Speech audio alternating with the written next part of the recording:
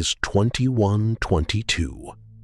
The clamor of 1,000 voices echoes through Earth's orbital spaceport as the Edwards family navigates the crowded terminal. The hum of hover carts and the beeping of scanners fill the air. Dr. Ethan Edwards, his salt and pepper hair gleaming under the artificial light, guides a cart laden with luggage, while his wife Lyra, her vibrant red hair a beacon in the crowd, holds the hand of their daughter, 8-year-old Zoe. Dad, how big is our spaceship? Is it as big as a house? Even bigger, sweetheart. The Nebula Seeker is about the size of a football field. Remember, Zoe, this is a working trip for your father and me, but we'll have plenty of family time too. The PA system crackles to life. Final boarding call for the Nebula Seeker. Final boarding call for the Nebula Seeker. The family quickens their pace, footsteps echoing on the polished floor. As they approach the gate, a stern-faced woman in a crisp uniform greets them. Dr. Edwards. Mrs. Edwards. Right on time. I'm Captain Amelia Chen. Welcome aboard the Nebula Seeker. Captain Chen, it's an honor. This is our daughter, Zoe. Hello, Captain. Hello, Zoe. First time in space? Zoe nods, her eyes wide. Well, you're in for quite an adventure. Let's get you settled. As they step through the airlock, the hiss of pressurized air fills their ears. A tall, broad-shouldered man approaches, his footsteps heavy on the metal grating. Captain, pre-flight checks are complete. We're ready for departure. Thank you, First Officer Reeves. Dr. Edwards, please secure your family for takeoff. We launch in 10 minutes. The Edwards family makes their way to their quarters, the hum of the ship's engines growing louder with each step. As Ethan helps Zoe into her acceleration couch, the little girl's eyes widen with a mix of excitement and apprehension. Dad, I'm a little scared. It's okay to be scared, Zoe. But remember, your mom and I are right here with you. This ship is the best in the fleet, and we have an amazing crew. We're gonna see things no one has ever seen before. And just think of the beautiful music the stars will inspire, my little one. Departure sequence initiated. All crew prepare for takeoff. As the countdown reaches 0, the Nebula Seeker surges forward, the roar of its engines filling the air. The Edwards family, along with the rest of the crew, embarks on a journey that will change their lives forever. Little do they know, the wonders of space are not the only things waiting for them.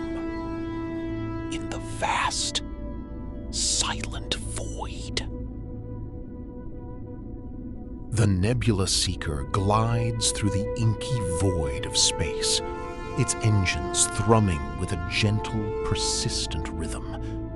Inside the ship, the Edwards family emerges from their quarters, ready to explore their new home for the next 2 weeks.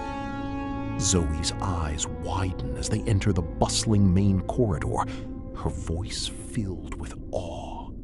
Wow, it's like a little city in here. That's right, sweetheart. Let's meet some of the crew. Hello, I'm Dr. Samantha Patel. Zoe, have you ever seen a tardigrade? No, what's that? Come here, I'll show you. They are tiny creatures that can survive in space. Dr. Edwards, settling in all right? I'm Axel Novak, Chief of Security. Nice to meet you, Mr. Novak. Is this your first deep space mission? Not by a long shot, ma'am. Been doing this longer than I care to admit. Further down the corridor, the bridge doors slid open. Oh, hello! You must be the Edwards family. Want to see our route? Yes, please! See this bright spot? That's our destination, a newly discovered star system. Welcome aboard, Dr. Edwards. I may need your help later with the long-range antenna. Of course, Omar. Happy to help. As the crew assembled in the conference room, a sense of purpose filled the air. Captain Chen stood at the head of the table, her voice cutting through the murmur. Attention, crew. Our mission is to explore the Epsilon Eridani system. We will be the first humans to set foot on its planets. Dr. Edwards will lead the scientific survey, while Mrs. Edwards will document our journey through art and music.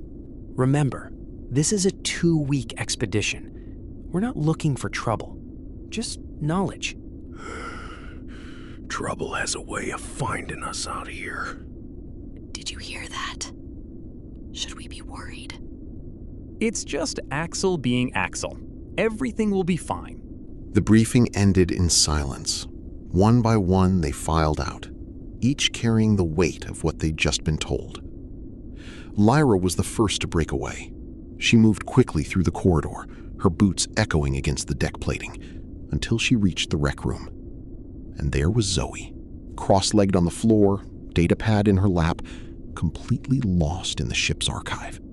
Stories about first contact, about creatures found on distant moons, about things that lived in the dark between the stars.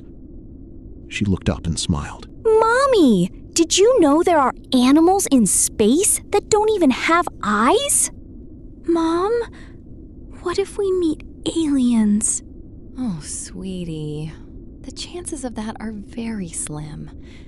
But if we do, I'm sure they'll be just as curious about us as we are about them.